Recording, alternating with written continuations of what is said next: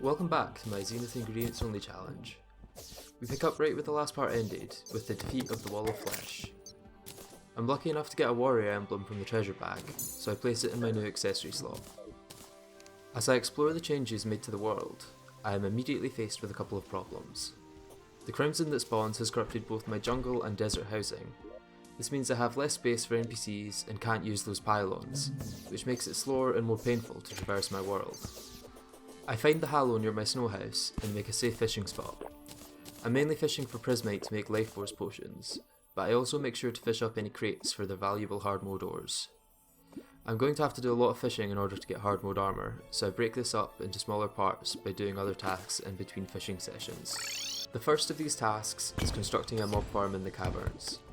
There are a lot of items I want to farm for, and having a safe way to do this is invaluable. Firstly, I want to farm mimics for the Titan Glove, Cross Necklace, Star Cloak, and Philosopher's Stone. I also want to farm Crimson Mimics for the Flesh Knuckles and Greater Healing Potions. Then there's all the ingredients for the Ankh Shield, and you can farm a lot of these in the underground by making artificial biomes. While clearing a space for the farm, I notice that it's a full moon, so I return to the surface to kill werewolves for the moon charm. This accessory gives decent buffs to melee stats while it's night, and it is one of the best ways to increase our damage against the mechanical bosses. With a large space cleared underground, I fill the bottom half with walls to stop enemies spawning there. This ensures that all mobs spawn in the top half of the farm, where they can easily be killed by lava. Lastly, I wire up a couple of dart traps to timers. These will aggro any mimics that spawn, making them target the player and fall into the lava trap. After finishing the farm, I spend some time grinding mobs. The first Crimson Mimic spawns, so I drop into the space below the farm to fight it. The lava at the bottom was not intentional, but I ended up doing quite a lot of damage to the Mimic, probably more than the enchanted sword I was using. It took quite a few Crimson Mimics to get the Flesh Knuckles, including 2 attempts that were cut short by the spawning of Rune Wizards, and one where I had to fight both a Crimson and Hallowed Mimic at the same time. Eventually though, I do get the Flesh Knuckles, which I can now upgrade to the Berserker's Glove. This is a very powerful accessory that has the benefit of auto swing, 8 defense, a 12% increase to melee speed, a 10% increase to sword size, and increased knockback. The farm also gave me everything I need to make the Star Veil and Charm of Myths, 2 great accessories for survivability. While building and using the farm, I continue to fish for both quests and crates, eventually getting the golden fishing rod from the angler, which speeds up fishing significantly. My next task is to make a large enough arena for the mechanical bosses. I decide to repurpose and expand my dungeon arena from fighting Skeletron, knowing I can use it for the cultist later on.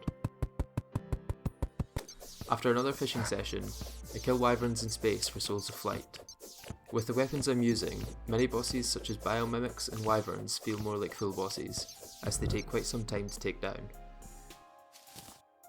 During a blood moon, I set up a temporary graveyard biome and buy some corrupt seeds from the Dryad. With these, I can make an artificial corruption biome and fish for ebb and koi to make wrath potions, giving me an additional 10% damage. I then farm for the remaining items I need to make the Ankh Shield and kill harpies for the giant harpy feather, which I use to make better wings.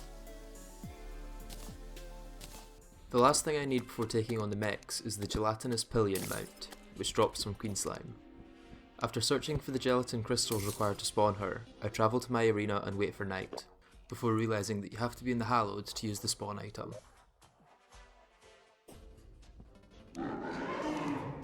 This is actually my first time fighting Queen Slime, and it was surprisingly easy. In Phase 1, I could easily outrun her while using the Star Fury to deal damage from a distance, and in Phase 2 I used the Unicorn mount to avoid almost all damage while slowly chipping away at her health.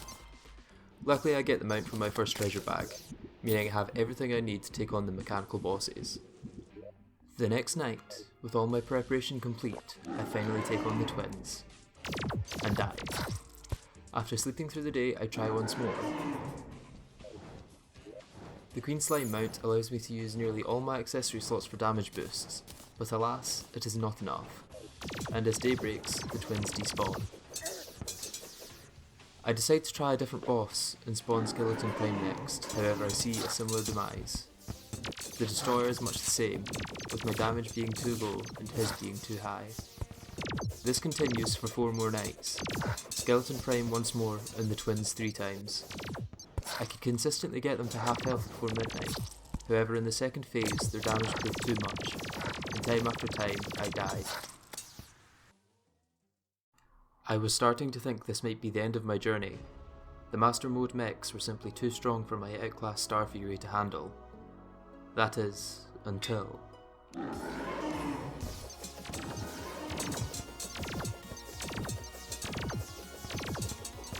With the accessory slots afforded to me from the Queen Slime mount, I could use not 1, but 3 gloves for a combined 36% increase in melee speed.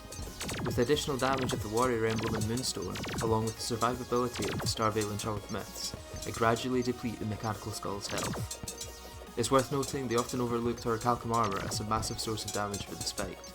Each time I land a hit, a piercing Orichalcum projectile fires across the screen, damaging anything in its path. Although the fight is long, I eventually take down Skeleton Prime and claim my rewards. With the hallowed bars he drops, I craft my first hard mode weapon, the Excalibur. This is a true melee sword that acts as an upgrade to my Knight's Edge, however I still hold on to my Star Fury and Enchanted Sword for ranged encounters.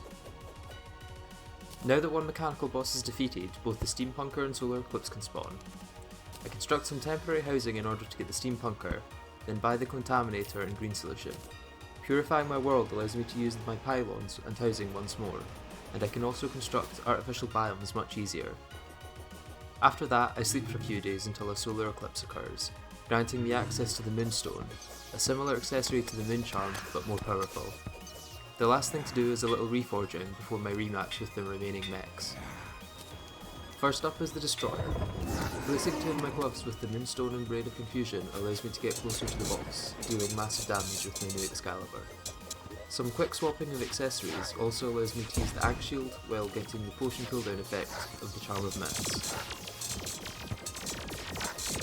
This fight really shows the power of the Orichalcum Petal. It pierces through the Destroyer, dealing damage to many sections each time. All of this made the battle much easier and quicker than before, with the Destroyer being defeated after only a few minutes. Lastly, I take on the twins. I keep my distance more in this fight, using the Star Fury for continuous lower damage, while using my Excalibur for short bursts of high damage when it's safe. Due to their AI and the high damage of Spasmatism's cursed infernal projectiles, it's harder for me to use true melee outside of specific moments, such as when Spasmatism is in his ramming phase. I get to low health multiple times, relying on my defensive and regenerative accessories to keep me alive. It gets close near the end, with me being one shot from death and waiting for the potion cooldown to run out. But with one final swing of my sword, the final mech boss is destroyed. With 20 Souls of Fright, Might and Sight, I can upgrade my Knight's Edge to the True Knight's Edge, a projectile firing sword that can finally replace my Star Fury and Enchanted Sword. I also craft the Pickaxe Axe, so that I can mine chlorophyte in the jungle. First, however, I descend into the underworld to fight the Wall of Flesh. I need another emblem to craft the Avenger's Emblem, and subsequently the Fire Gauntlet. This is also a nice way to see how far I've progressed, with the wall being defeated in a matter of seconds thanks to my new sword. I need one more Soul of Sight to craft the Avenger's Emblem, so while waiting for night, I explore the jungle for life roots and chlorophyte, which I then use to craft the true Excalibur. This is another projectile firing sword that is on par with the True Knight's Edge, with each having pros and cons when compared to each other. The true Excalibur has lower damage with a faster use time, and its projectile can pierce up to 2 enemies, while the True Knight's Edge projectile can't pierce at all. After another quick fight with the twins, I have all the materials I need to craft the Fire Gauntlet, one of the most powerful melee accessories in the game, offering more damage than the Berserker's Glove at the expense of the 8 defense it offers. I also upgrade to a set of Hallowed armour, increasing my defense and damage along with allowing me to dodge an attack every 30 seconds. Next up is Pantera. I expand my Queen Bee arena in the underground jungle, then find a bulb to summon her and navigate my self-made tunnels back to the arena. Circling the boss closely to limit her movement, I use the high damage of my True Knight's Edge to quickly progress through her first phase, then switch to the True Excalibur in the second stage. Its piercing projectiles make it easier to deal damage to Pantera through the tentacles she spawns, which would otherwise absorb the damage from the True Knight's Edge. Defeating Pantera opens up many new weapon options for me to choose from. However, for that, you'll need to wait for the next and final part of this challenge, where I will finally craft the culmination of all my efforts, the Zenith. Make sure to subscribe to the channel so you don't miss my next upload, and if you enjoyed this video, leave a like to let YouTube know to recommend it to others.